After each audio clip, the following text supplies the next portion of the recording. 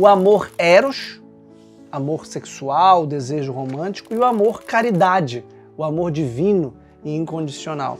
O primeiro amor é o afeição, é o storge, no grego, que significa o afeto natural, espontâneo, emotivo, difundido na família e na sociedade. É a forma original do amor, bem como o significado principal da palavra, cuja imagem é a mãe amamentando o bebê.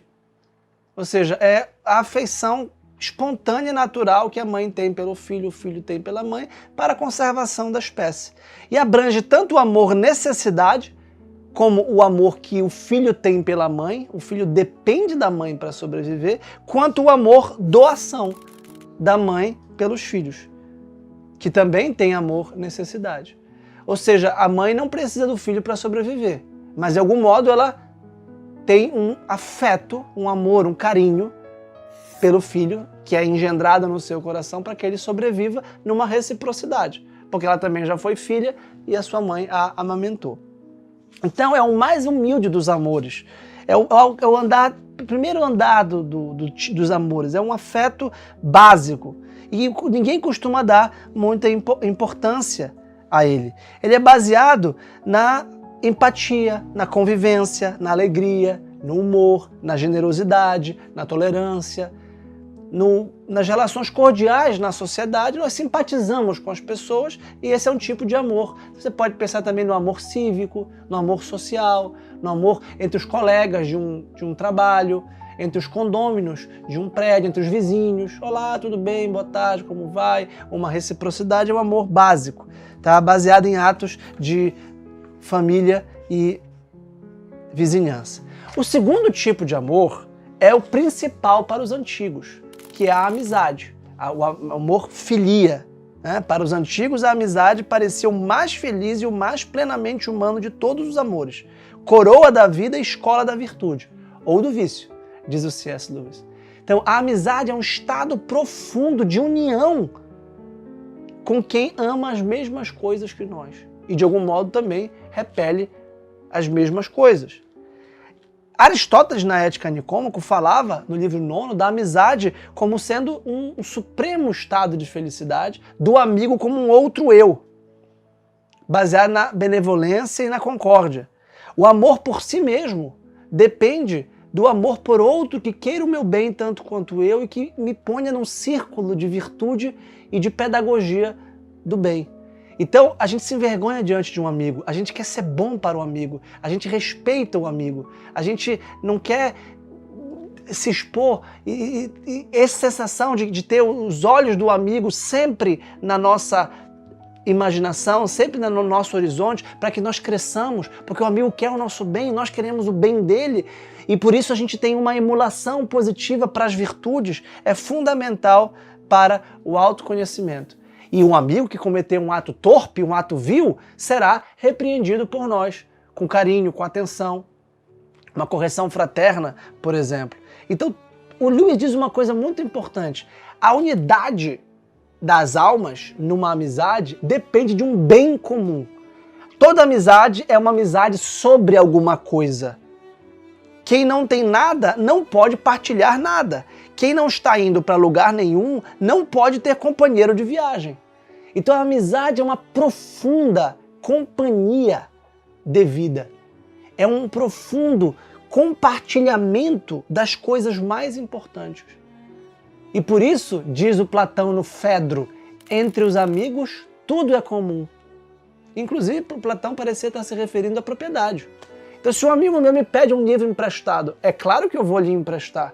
Se um amigo meu me pede dinheiro emprestado, ora, é na hora. E esses amigos são muito poucos. São muito poucos esses amigos que têm uma identidade muito profunda. E diferente do amor afeição, zorge, que é o primeiro tipo do amor, esse amor-amizade, ele é desnecessário.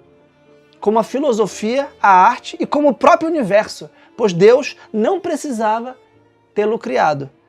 Ele não tem valor de sobrevivência. Ele é antes uma das coisas que dão valor à sobrevivência.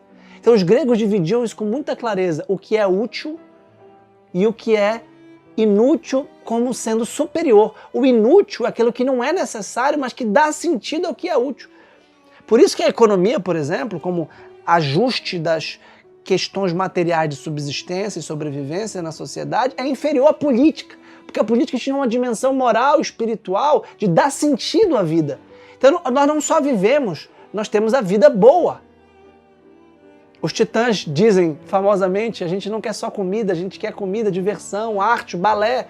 A gente precisa disso que dá sentido à vida e que é inútil. Você não morre se você não tiver arte. Mas sem a arte a sua vida não tem sentido. Esse é o paradoxo. Você não morre do ponto de vista biológico sem a amizade. Mas você se entristece profundamente e a sua vida carece de sentido sem a amizade.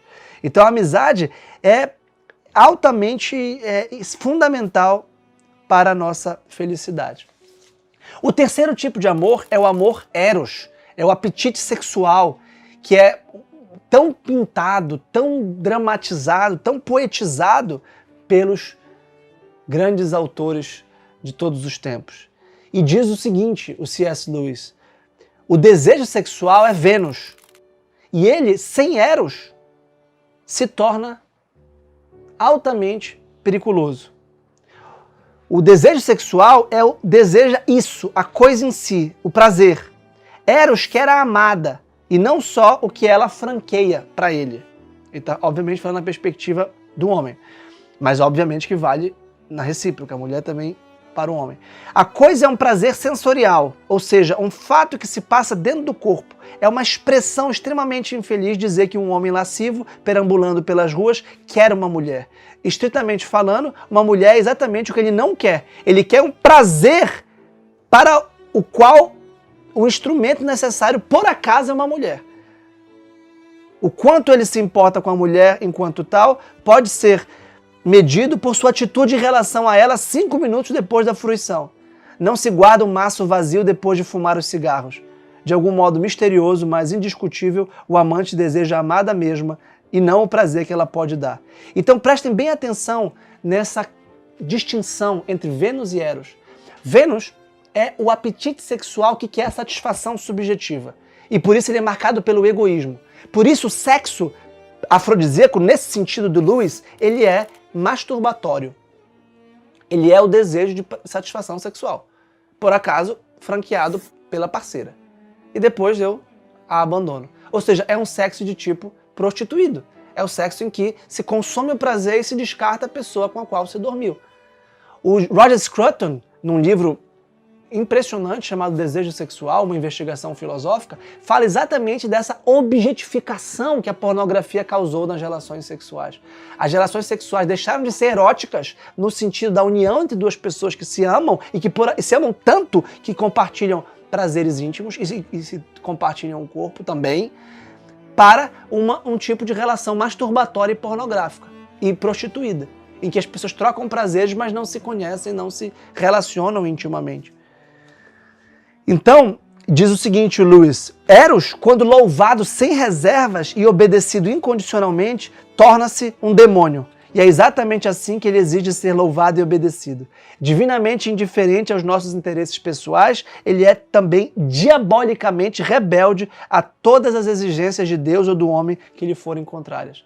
Então, essa força psíquica é tão grande, a do Eros, que ela pode mobilizar toda a nossa existência e nos desconcertar e nos tirar fora do eixo. De fato, tem uma expressão em inglês, to fall in love, que se apaixonar, se tombar na paixão, se tropeçar na paixão, cair e se sentir completamente refém, completamente incapaz de reagir, passivo. Eu estou apaixonado, eu não posso fazer nada. Eu não controlo meu pensamento, eu não controlo meu sentimento, eu não controlo a minha imaginação e a paixão erótica me domina. E esse é uma espécie de possessão que os gregos perceberam também. Mas olha, depois do amor, afeição, zorge, do amor amizade, filia, do amor sexual, eros, o cristianismo revelou uma quarta e superior forma de amor, chamada caridade. E esse é o amor tipicamente de Deus, que nós partilhamos, que é um amor doação, que é um amor oblação, que é um amor entrega, que é um amor preocupado com o outro. Porque vejam, Quando eu falei da Sorge, da afeição, é uma inclinação que eu tenho pelo bem do outro, mas que de algum modo é recíproca, porque eu encontro uma identidade, uma reciprocidade, como mãe e filha. Não, a mãe já foi filha, agora ela é mãe para ajudar a sua própria filha, então existe um círculo. A mesma coisa a amizade. A amizade ela é interessada, hein? A amizade não é completamente desinteressada. A amizade não é um amor incondicional pelo amigo. A amizade é o amor pelo amigo e de tudo que o amigo me dá. E a amizade é uma grande troca, tá? A mesma coisa o Eros. O Eros eu tenho um interesse muito profundo pela pessoa, mas ela me dá muito prazer também. O amor caridade, ele é um amor que se revela em Jesus Cristo e que se esvazia completamente de si para dar tudo ao outro. É um amor tipicamente divino. Porque vejam, Deus, como Criador da natureza, implanta em nós amores doações e amores necessidades. Citação do C.S. Lewis, nesta obra Os Quatro Amores. Os amores doações são imagens naturais dele mesmo, proximidades por semelhança que não são necessariamente para todos os homens, proximidade por acesso. A mãe dedicada ou o governante ou o professor benéfico podem doar sempre, manifestando continuamente a semelhança sem proceder ao acesso. Deus comunica aos homens uma parcela de seu próprio amor-doação. O amor-doação de Deus, amor absoluto em ação no homem, é inteiramente desinteressado e deseja simplesmente o que é melhor para o amado. Lhe permite amar aquilo que não é naturalmente amável, como os leprosos, os criminosos, os inimigos, os idiotas, os ressentidos, os arrogantes e os cínicos.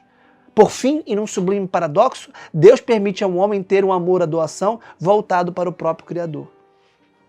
Então o C.S. Lewis, que é um convertido ao cristianismo, percebe que esse tipo de amor ele é realmente sobrenatural.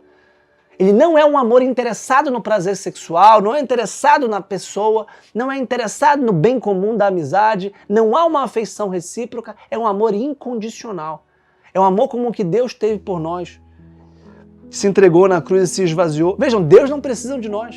Nós é que precisamos de Deus. E Deus se doou a nós para que nós cheguemos até Ele. E essa relação caridosa, misericordiosa, é renovada em nós em relação aos outros homens e ao próprio Deus. Por isso que o mandamento se sintetiza nessa ideia de amar a Deus sobre todas as coisas e ao próximo como a si mesmo. Porque quando se ama a Deus sobre todas as coisas, se percebe que se torna como que o próprio Deus. E que a gente começa a doar tudo que a gente tem em prol dos outros sem querer nada de volta, sem querer nada em troca. E isso vai nos planificando. Esse esvaziamento nos planifica, porque essa é a própria natureza divina. E vejam que interessante para concluir. E isso não está no livro do C.S. Lewis, isso aqui é um acréscimo reflexivo meu.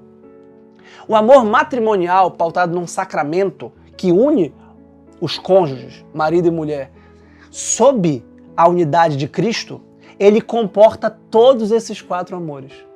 O amor matrimonial, num sentido muito preciso, ele é o amor que, primeiro, se baseia numa afeição, numa convivência, numa troca de favores, numa troca de relações. Então eu moro com a minha esposa, a gente precisa organizar a casa, a gente precisa compartilhar as rendas, os custos, a gente organiza. Então existe uma afeição natural de tipo Sorge, inclusive com os nossos filhos.